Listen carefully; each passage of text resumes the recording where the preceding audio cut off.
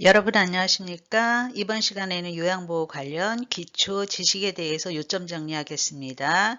노화에 따른 변화와 질환에 대해서 공부할 거예요. 노화에 따른 질병에는 소화기, 호흡기, 심혈관, 근골격, 비뇨생식, 피부, 신경, 감각, 내분비, 심리, 정신 그래서 35개의 질병에 대해서 정리하겠습니다. 질병으로 들어가기 전에 노인성 질환의 특성에 대해서 조금 알아보도록 하겠습니다. 노인성 질환의 특성은 한 가지 질병만 발생하는 게 아니라요. 다른 질병이 항시 따라와진다는 거, 동반한다는 거. 그리고 노인성 질환은 증상이 거의 없을 수도 있고요. 애매해서요.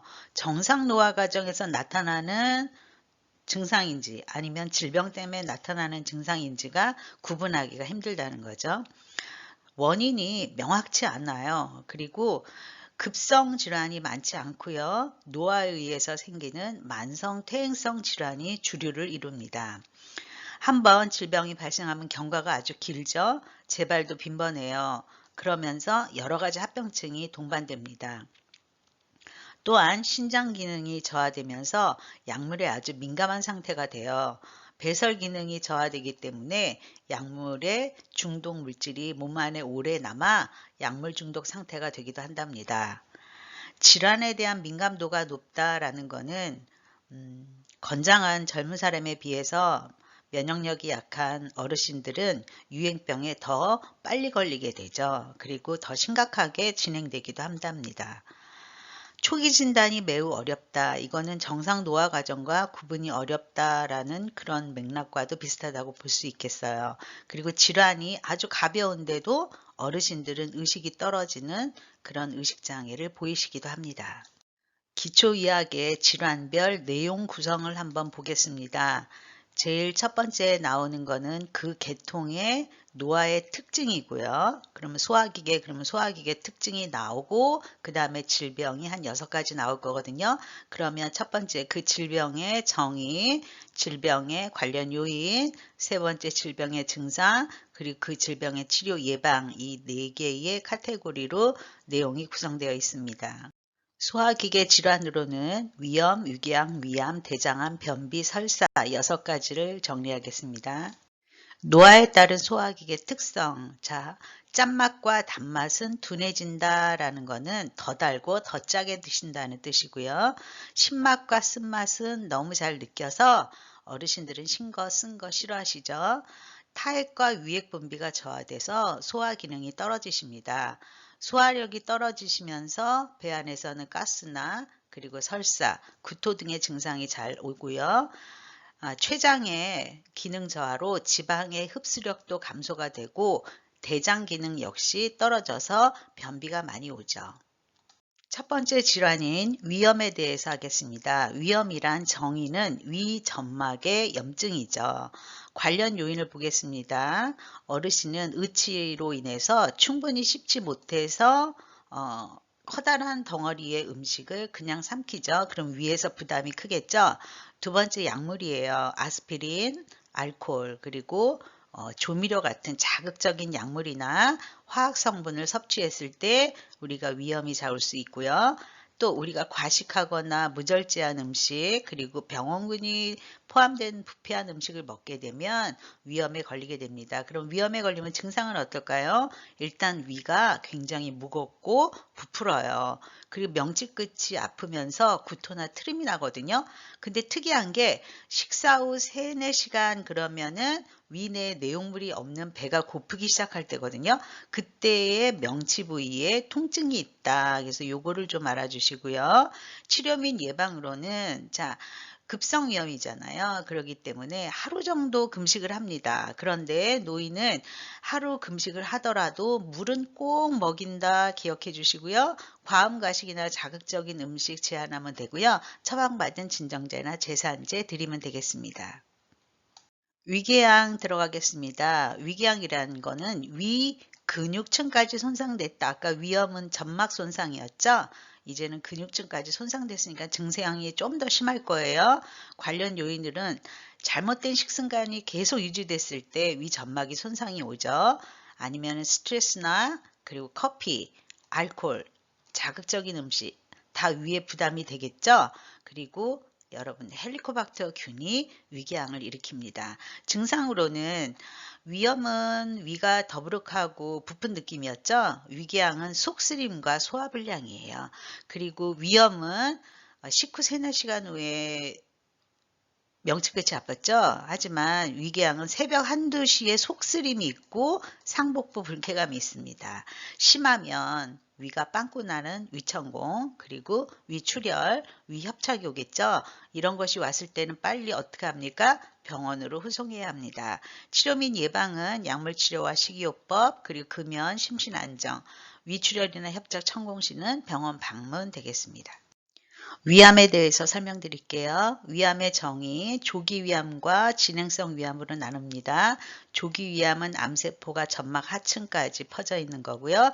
진행성 위암은 암세포가 점막 하층을 뚫고 근육층 뚫고 나온 것을 이야기합니다. 관련 요인으로는 위암의 요인, 위염이 계속됐을 때 위암으로 갈 수 있고요. 악성 빈혈일 때도 위암의 원인이 됩니다. 우리나라에 위암 환자가 많은 거는 짠 음식과 염장 음식 때문이겠죠. 그리고 모든 암은 전부 가족력이 있습니다. 증상, 초기에는 증상이 없어서 서서히 진행된다. 그래서 이거는 발견하기가 어렵다 생각하시면 될 것 같고요. 일단 암이 진행이 되잖아요. 그러면 체중 감소, 소화불량, 빈혈, 복부 통증, 불편감이 옵니다. 그러면서 토하기도 하고요. 토할 때 혈액이 나오고 변을 볼 때 혈변, 복부를 만지면 덩어리가 만져지고요. 간피대의 증상이 있을 수 있어요. 자, 위암의 치료 및 예방으로는 치료 후 만약에 위암 치료를 했다면 5년간은 정기검진해라 중요합니다. 그리고 헬리코박터를 치료해라. 그리고 균형 잡힌 식단을 규칙적으로 먹고 짠 음식이나 자극적인 훈증한 음식은 절대 피하셔야 합니다. 대장암이란 맹장, 결장, 직장에 생기는 악성 종양을 대장암이라고 합니다. 어떻게 하면 대장암이 생기냐고요? 고지방, 고칼로리가 요즘 큰 문제가 되겠습니다. 그리고 가공 정제된 저잔여식, 섬유소가 없는 음식, 빨리 칼로리화 되는 음식. 자, 대장에서 하는 일은 수분을 빨아들여 변을 만드는 일을 하죠. 변을 만들려면 섬유소가 없으면 만들 수가 없어요. 그런데 계속해서 섬유소가 없는 식사를 한다면 대장이 제 역할을 못하겠죠. 그래서 대장암의 원인이 되고요. 이것도 암이기 때문에 가족력 있습니다. 증상은 일단 장 습관이 변화가 돼요.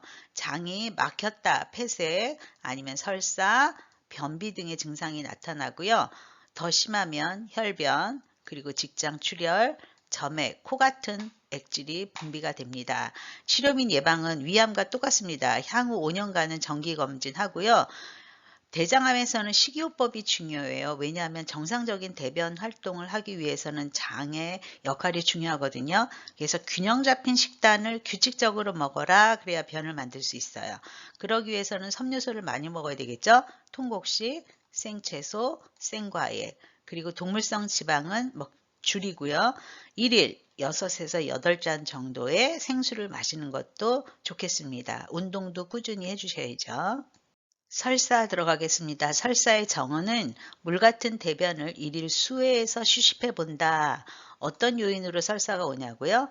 변비 시 부적절한 하재를 복용했다. 어르신들께서는 변비가 있으면은 설사약을 많이 드세요. 그런데 설사약을 너무 잘못 드시거나 많이 드시거나 하시면은 오히려 설사가 유발된다는 거죠. 그리고 소화 기능이 저하돼서 설사가 오고요. 병원균에 오염된 식사를 했을 때 설사가 올 수 있습니다. 치료 및 예방은 일단 설사하면은 아마 오한이 날 거예요. 물이 많이 빠져나가고 탈수 증상이 있겠죠. 그래서 심신을 안정하고 몸을 따뜻하게, 그리고 물은 충분히 드셔야 돼요. 장운동을 증가하는 식품을 먹이지 마세요 그랬는데, 변비에서는 장운동을 증가하는 식품을 먹이지만 설사에서는 장운동을 증가하는 섬유소, 고지방, 카페인 이런 것들은 먹지 않으시는 게 좋습니다. 그리고 또 하나, 지사제를 함부로 써서는 안 된다. 자, 설사를 한다는 거는 장내 유해 물질을 우리가 배출하는 우리 몸의 자기 방어 기전이기 때문에 지사제를 함부로 써서 그 유해 성분을 막는다면 오히려 몸에 유해한 그런 결과가 나올 수 있어요. 그렇기 때문에 지사제는 의사 처방에 의해서만 섭취합니다. 변비라 함은 변의 횟수가 주 2, 3회 이하의 대변을 보는 걸 변비라고 합니다. 관련 요인은 어르신한테 많아요. 일단 장 운동이 떨어지죠. 그리고 치아가 충분하지 않고 의치가 많이 있기 때문에 저잔여식을 드시게 돼요. 섬유소가 적은 음식, 그리고 수분과 고섬유질을 잘 드시지 않아요. 근데 어르신들은 소변 보기 힘들어서 물을 잘 안 드시거든요. 그것이 더 변비를 악화시키는 요인이 되죠. 그리고 하재 남용 이랬죠. 어르신들께서 변비약을 너무 남용하시다 보니까 그 변비약에 대한 내성이 생깁니다. 그래서 오히려 변비를 악화시키는 요인이 되죠. 그리고 약물이 변비를 일으키는데 항암제, 마약성 진통제, 제산제 등이 변비를 일으킵니다. 치료 및 예방으로는요. 일단 제일 중요한 게 식이섬유 먹어야 되겠죠. 그리고 우유를 섭취하면서 장운동을 증가시키고요.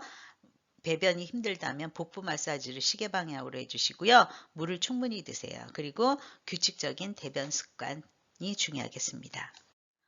다음 계통의 질환은 호흡기계 질환입니다. 여기에서는 인플루엔자, 독감, 그 다음에 만성기관지염, 폐렴, 천식, 폐결핵 공부하겠습니다. 호흡기계의 노화에 따른 특성 먼저 볼게요. 첫 번째, 노인이 되면 수분 함유량이 몸속에 수분량이 적어서 건조하죠. 공기를 효과적으로 가습하지 못한다라는 거죠. 몸 안에 수분이 있어야 나쁜 공기는 좀 내보내고 그리고 좋은 공기를 걸러야 되는데 그런 거를 효과적으로 하지 못한다는 뜻이고요. 두 번째, 폐활량이 줄어들어 쉽게 숨이 찹니다. 폐의 용적이 작아지죠. 세 번째, 호흡 근육도 위축되고요. 그리고 호흡 근육 약화로 호흡이 많이 빨라진다면 쉽게 피로감을 느끼기 쉽습니다. 네 번째로 중요한 게 기침 반사 저하예요. 어르신들께서는 가래나 이런 그 이물질이 있으면은 빨리 그거를 기침으로 뱉어내는 그런 반사 능력이 떨어져요.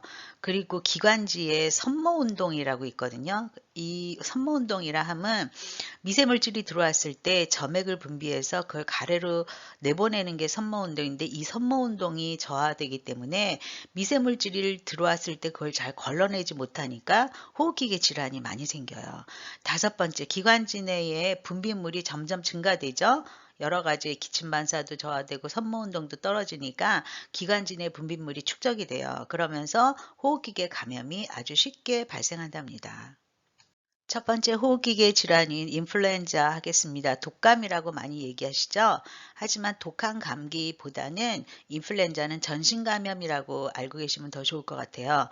바이러스, 인플루엔자 바이러스에 의한 감염으로 호흡기나 비말로 전파가 되죠. 관련 요인은 인플루엔자 바이러스에 의한 몸속의 감염이고요. 호흡기, 비말, 침이나 이런 재채기 이런 것들이겠죠. 비말을 통해서 사람에서 사람으로 전파되고요.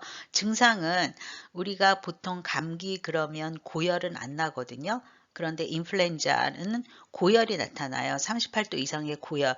고열이 나타나면 두통 따라오고요. 두통 따라오면 근육통 따라옵니다. 그래서 전신이 쇠약해지면서 기침이나 인후통, 코막힘, 전체적인 감기 증상이 같이 나타나겠습니다. 그래서 여기서 중요한 건 고열과 두통, 근육통이겠죠.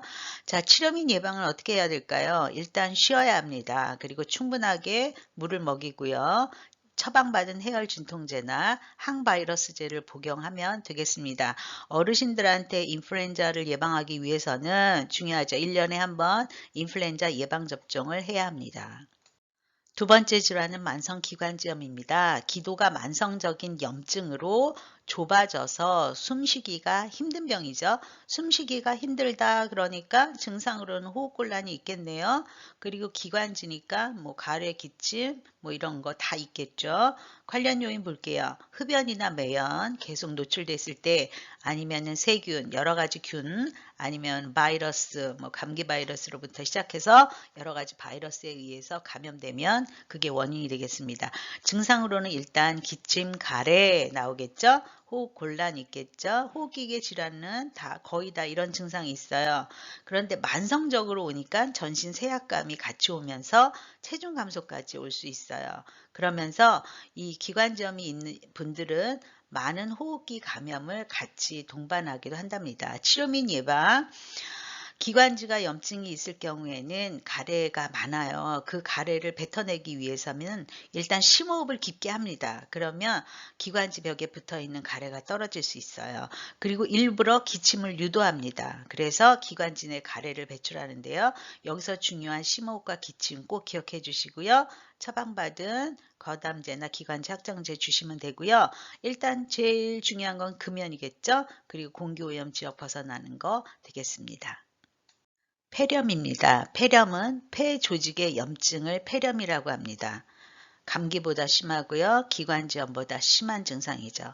폐 염증이 온다면 고열, 근육통 이런 건 다 동반됩니다. 많은 가래도 있겠죠. 그리고 물론 호흡곤란이 있을 겁니다. 어떤 원인으로 인해서 폐 조직에 염증이 생기는지 보겠습니다. 세균, 바이러스, 기관지염이랑 똑같은 원인이죠. 또 하나 흡인성 폐렴입니다. 어르신들은 사례가 잘 걸리고 음식물이 기도로 잘 넘어가서 생기는 염증입니다. 이게 제일 중요하고요. 증상으로는 고열 오면서 두통, 근육통 다 오거든요. 그러면서 기침 심하고요. 호흡곤란 심하고요. 가래, 누런가래 심합니다. 치료 및 예방은 일단 호흡곤란이 심하니까 산소 공급해줘야 되겠고요. 누워서는 숨쉬기가 힘드니까 체위 변경하면서 가래도 뽑아줘야 되고 숨쉬기도 편안하게 해줘야 돼요. 그리고 앞에서 배우셨죠? 기관점에서 기침과 심호흡으로 가래를 뽑아내야 되고요. 환절기 이전에 폐렴 구균에 대해서 예방접종을 실시해야 됩니다. 많은 어르신들의 폐렴의 원인균이 폐렴 구균이거든요. 폐렴 구균에 대해서는 예방접종이 있음을 기억해 주세요. 천식입니다. 자, 천식 환자 보셨나요? 천식 환자는 숨을 쉴 때 쌕쌕거리는 호흡음이 내요. 만성적으로 기관지에 염증이 있는 상태예요. 희한하게도 이분들은 기관지 벽에 부종과 경련이 온답니다. 갑자기 기관지가 경련이 오면은 숨을 쉬기가 힘들어요. 그래서 그때 사용하는 게 기관지 확장제죠. 기도에 과민 반응 때문에 모든 이런 일들이 일어나거든요. 원래 염증 상태로 기관지가 좋지 않아요. 그런 분들이 이런 관련 요인, 감기나 비염, 스트레스, 꽃가루, 진먼지, 개, 강아지털, 고양이털, 대기오염이나 황사, 매연, 담배 연기, 차고 건조한 공기에 갑자기 노출되었을 때나 기후변화가 생겼을 때 기관지에 경련이 올 수 있어요. 자, 천식 환자의 증상으로는 쌕쌕거리는 호흡음, 그리고 기침할 수 있고요. 호흡곤란 때문에 굉장히 힘들어하세요. 가래는 있고요. 알레르기성 비염이 동반되는 경우가 많습니다. 치료 및 예방으로는 일단 원인을 제거해야 돼요. 이분의 과민 반응이 지금 감기 때문이냐, 아니면 꽃가루 때문이냐, 아니면 담배 연기 때문이냐, 아니면 차고 건조한 공기에 노출되느냐 이런 것들을 제거하시고요. 만약에 운동을 시작하신다면 운동하기 30분 전에 기관지 확장제를 투여하시기 바라고요. 진드기에 의해서도 기도가 과민 반응이 오거든요. 그래서 침고류를 뜨거운 물로 요양보호사는 세탁해야 된다 기억해 주시고요. 다른 질병이 함께 동반될 수 있기 때문에 폐렴까지 오면 심각해진 질병이 생기겠죠. 그래서 폐렴 구균 예방접종을 시행하시는 게 좋겠습니다. 호흡기계의 마지막 질환인 폐결핵입니다. 자, 폐결핵은 결핵균에 의해서 폐염증입니다. 결핵은 꼭 폐결핵만 있는 건 아니에요. 뼈결핵도 있고 대장결핵, 신장결핵, 척추결핵 다양하게 있는데 우리가 알고 있는 결핵 그러면은 폐결핵을 많이 얘기하죠.